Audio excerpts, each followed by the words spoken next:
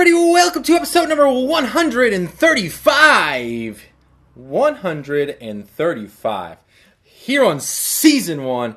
And today we are talking about my best long-term strategy on Robinhood. Well, in any trading platform just in general, but Robinhood specifically because that's where I trade. Because they have zero trading fees.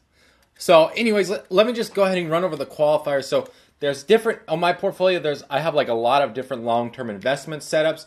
So I got ones that are specifically for dividends. I got ones that are long-term, which is what I'm talking about today. I got ETFs. I got gold and silver. I'm currently changing my profile around to allocate some for REITs as well as more bonds and stuff like that. So I'm specifically talking about the long-term aspect, like the long-term stock that I'm looking to get into. So the qualifiers on that is a stock that I plan on being in from 1 year to 50 years. So obviously I'm looking for more of like the 20, 30, 40, 50 year range, but I would sell if I lost a profit at a year or whatever, you know what I'm saying? So typically I would sell. And next, it cannot be an ETF, so it cannot be an electronically traded fund. It has to be an actual company stock. And then typically this stock will be undervalued based upon the financial statements of the actual company. So let's go ahead and get into the juice. So the company that I have the highest return from is a company called 22nd Century Company. They are a biotech company. Right now they specialize in developing technology that decreases and increases the level of nicotine in tobacco. And they're also trying to decrease and increase the level of cannabinoids that are in the cannabis plant. They have been in business since January 25th of 2011. So they've been a company for a little bit over 7 years now. So not like, obviously if they've been around for that long, they're probably going to stay more in business. Typically businesses fail within the first 5 years. So let me go ahead and run through the numbers real quick. So currently I own 12 shares in that company. When I made my first purchase, which was on February 10th of 2000 of this year, so February 10th of 2000 this year, I purchased my first share for 91 cents. It was actually 90.09 cents. So 91 cents. My average price per share right now, or purchase price per share, is $1.54. I have had a 70% return on that stock over the last 9 months or so, basically.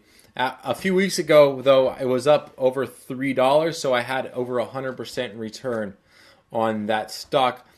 So I wasn't like really thinking about it, but what I should have done was sold half my shares in that company, and then took those profits and reinvested those, and let those other 6 just basically ride until they ride whenever they can ride more. You know what I'm saying?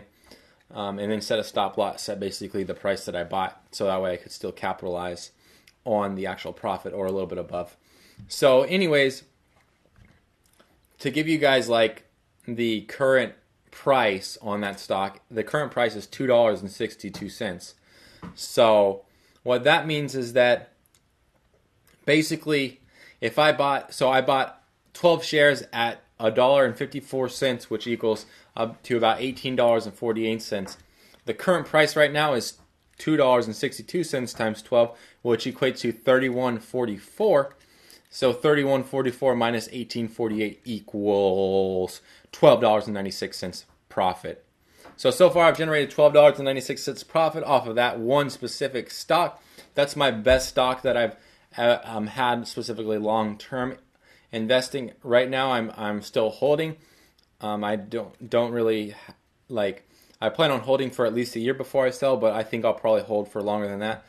Typically what I'm looking for is a growth in the stock year over year. So as long as the financials look good on the company, I'll probably still stick it in, and as long as as long as I'm seeing a positive return from that investment, then I'll probably stay in it as well. So my exit strategy is not really it's really unclear right now, which is terrible for any kind of long-term thing. But this is the first like within the last like 6 months is when I started to look long-term investing, because before that I was only looking day trading. And so now allocating some of my resources to long-term investing versus swing trading or day trading is a little bit weird, and something that I'm still trying to get used to, versus entries and exits and all that kind of stuff. So anyways, the stock is listed as XXII, so feel free to check it out.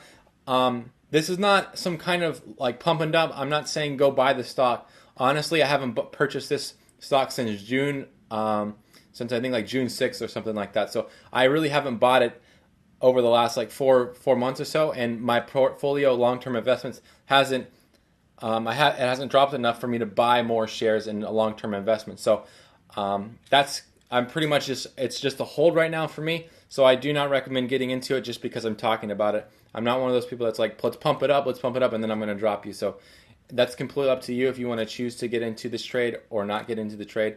But just because I'm talking about it doesn't mean get into the trade. Right now I would not buy in. That's my personal opinion. So I haven't bought in because of my portfolio allocation has not allowed me to buy any more long-term investments right now. So anyways, let's go and get to the question of the day, and that is, does he like me back? And the quick answer is yes, of course he likes you back. Why wouldn't he? I think I answered this question already, but yeah, I mean, most human beings generally like other human beings. So if you're talking about in like a romantic kind of way, I don't know.